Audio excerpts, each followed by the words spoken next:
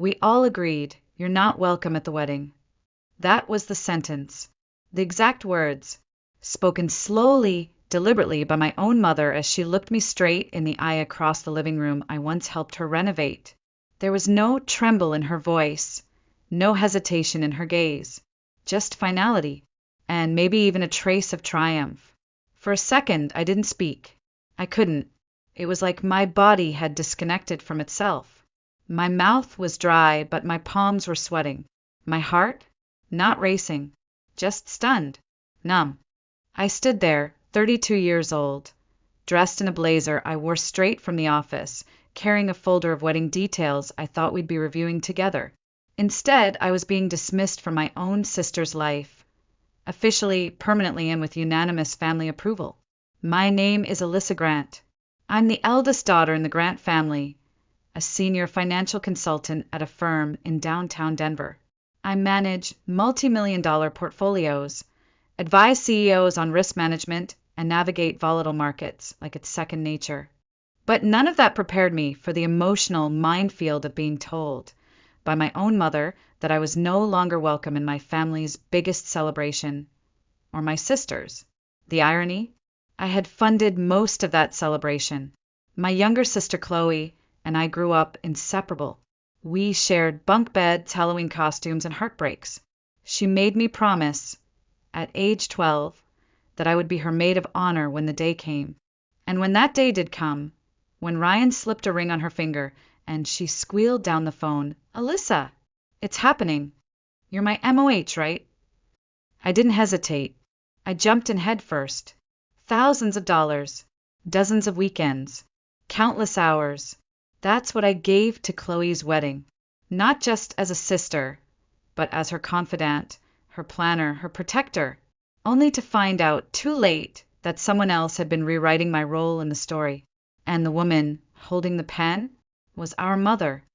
Chloe was always the sunshine, blonde, bubbly, artistic, the kind of girl who turned every school project into a masterpiece and every holiday card into a watercolor. Our mom, Meredith, adored her for it. She'd brag to friends about Chloe's paintings being gallery-worthy, while calling my straight A's expected.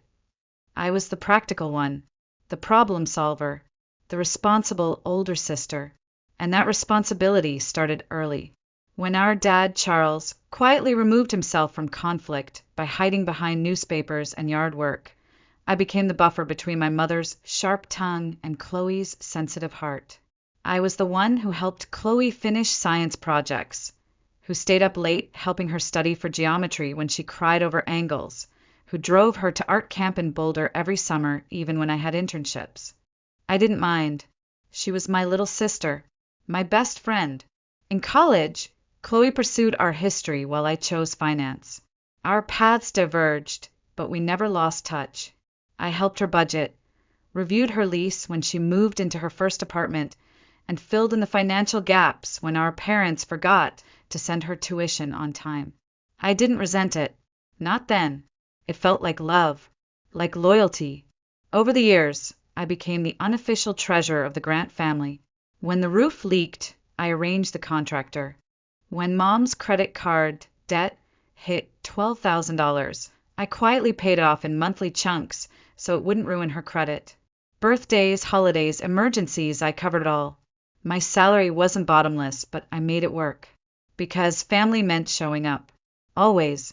So when Chloe called me with that ecstatic, breathless voice, saying Ryan had proposed, and I was going to be her maid of honor, I felt like it had all been worth it. Everything I'd ever given. Every moment. Every dollar. I pictured us laughing over centerpieces, sipping wine while choosing bridesmaid dresses, dancing at the reception together. I was going to be her person, like always, and for a while it really felt like I was. It started small, like all shifts in power do.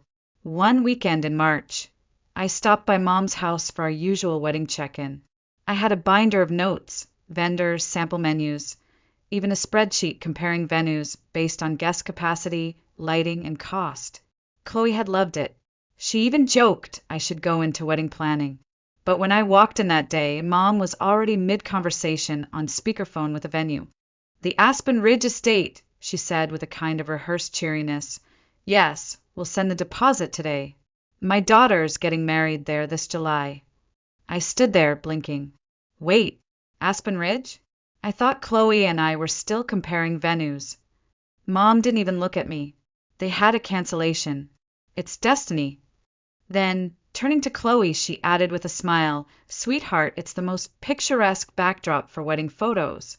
You'll look like a fairy tale. Chloe hesitated, glancing at me. It is beautiful, Liz. I bit my tongue. Maybe it was a harmless shortcut. Maybe Mom was just excited. I could adjust. But it didn't stop there. Vendors I had spent hours vetting were dismissed in favor of Meredith's friends. The lavender and ivory color palette Chloe and I had chosen turned into blush and gold overnight. The playlist we built together? Gone. Replaced by a string quartet Mom claimed was more elegant. And every time I raised a concern, Chloe would shrug with that apologetic smile. Mom's paying for a lot. It's just easier this way. I still paid for things, big things. The photographer Chloe adored, but Mom deemed too expensive. I covered the deposit. Custom welcome baskets for guests. I ordered them.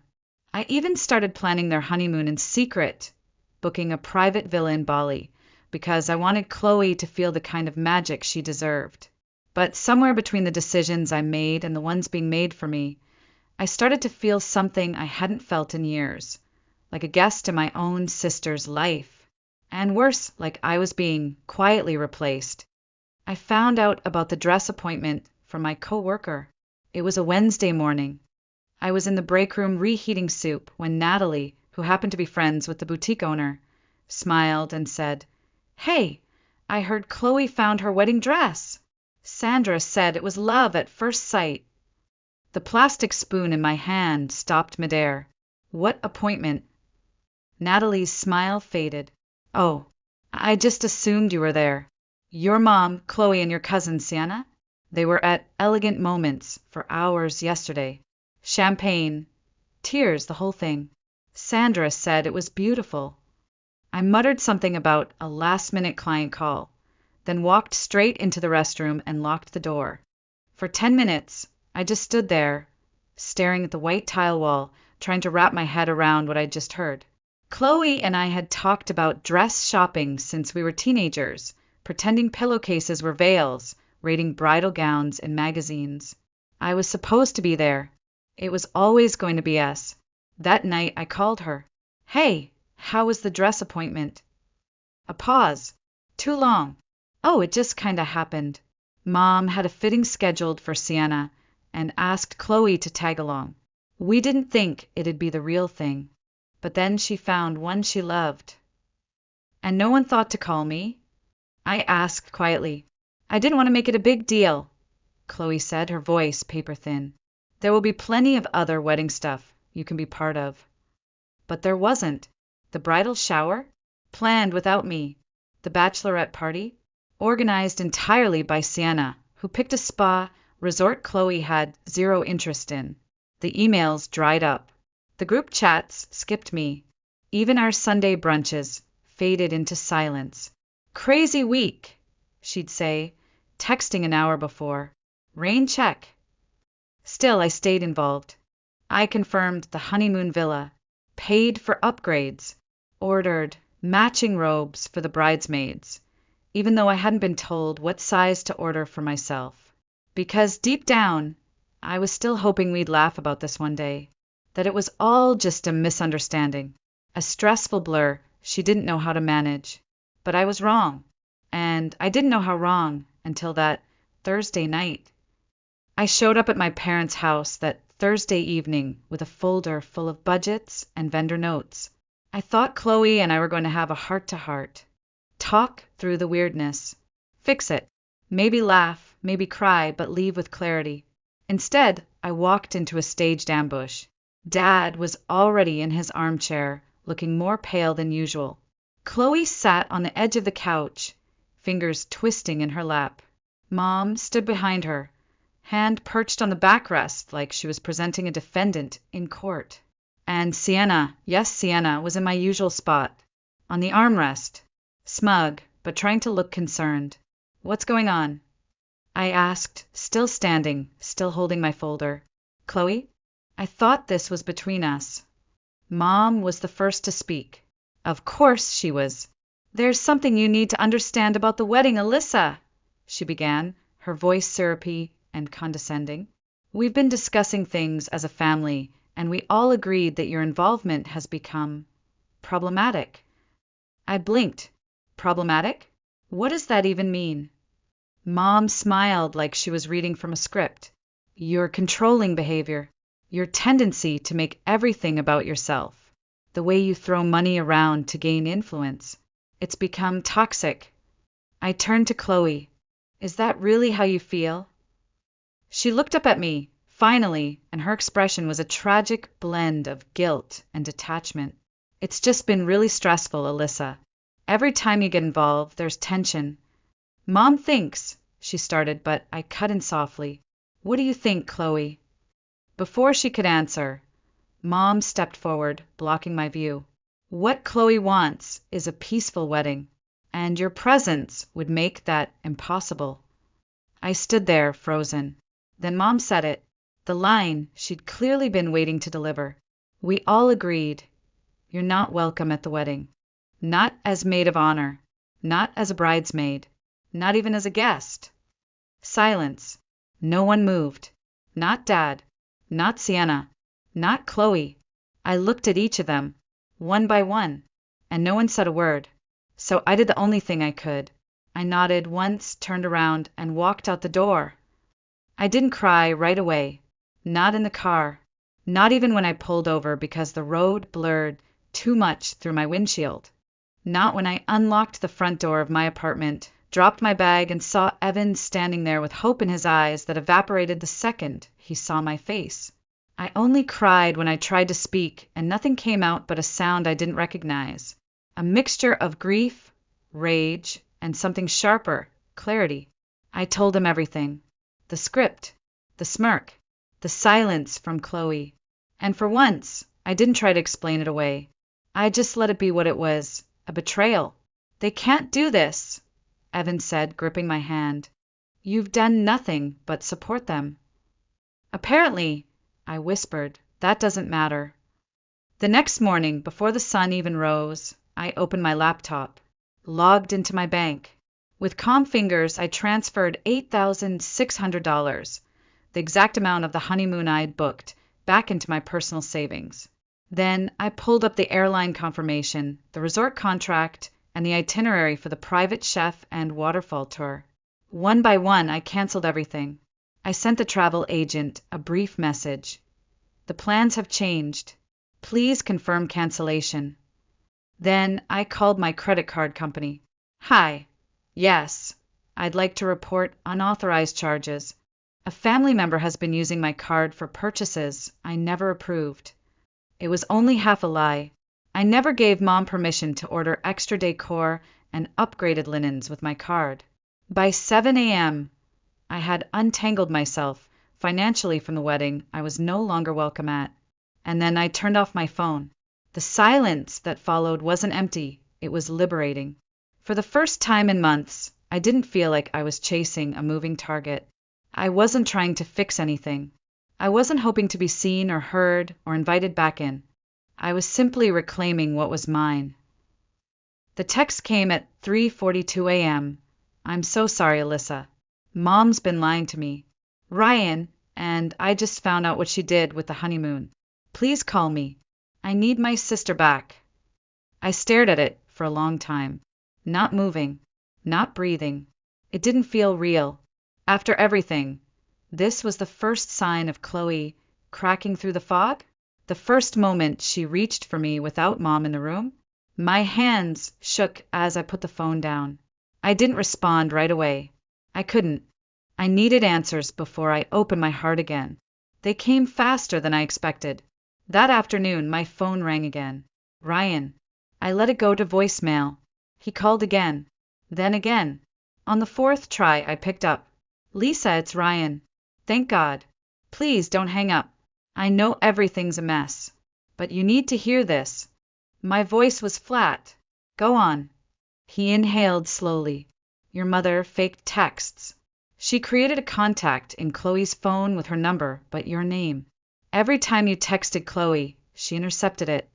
And then she replied to herself, pretending to be you. I froze. She showed Chloe fake conversations, told her you hated the wedding, that you thought her dress was trashy, that you were too busy with your career to help. My stomach turned. And Chloe believed that. She did, because Meredith made it believable, showed her screenshots, deleted your real messages. She even changed calendar invites to make it look like you declined everything. I didn't know what to say. And the honeymoon? I asked. Chloe didn't know, he said. Meredith told her you were holding it hostage, that you canceled it out of spite. But when the refund alert came to Chloe's email, she finally started asking questions. That's when we found everything. There was a long silence. Then he added, she's devastated. She wants to talk. She wants to fix it. I stared out the window at the Denver skyline, cold light settling over the buildings like dust. For months, I thought I was losing my sister. Turns out she'd been taken from me, too. We met at Aunt Linda's house 2 nights later. It wasn't spontaneous. I planned every detail. I invited Dad, our grandmother, Chloe and Ryan, Aunt Linda, and Uncle Paul, the people who had the most power and the most to lose from silence. And I brought a folder. Not one full of budgets and wedding spreadsheets like before. This one held screenshots, bank transfers, email receipts, and a timeline no one could ignore. Chloe arrived first. She looked smaller than I remembered. Not physically, just softer, dimmed. Thank you for coming, I said simply. I should have come a long time ago, she whispered. When the others arrived, I didn't waste time. I placed the folder on the table, opened it, and began. I'm not here for drama. I'm here for truth. I showed them everything. The real messages I'd sent. The bank records for the honeymoon. The cancellations. The charges Mom made using my card without consent. Chloe showed them the fake texts Meredith had used to poison everything between us. Aunt Linda, watching with folded arms, murmured, she did the same thing to me before she married your father. Dad said nothing for a long time. His hands shook in his lap. His eyes wouldn't meet mine. But when I was done, when the last page had been turned, he cleared his throat. I knew some of it, he admitted, voice low. Not all, but enough that I should have said something years ago. I thought I was keeping the peace. He looked directly at me for the first time in weeks. But silence is just complicity when harm is happening. And Alyssa, I'm so sorry. I failed you.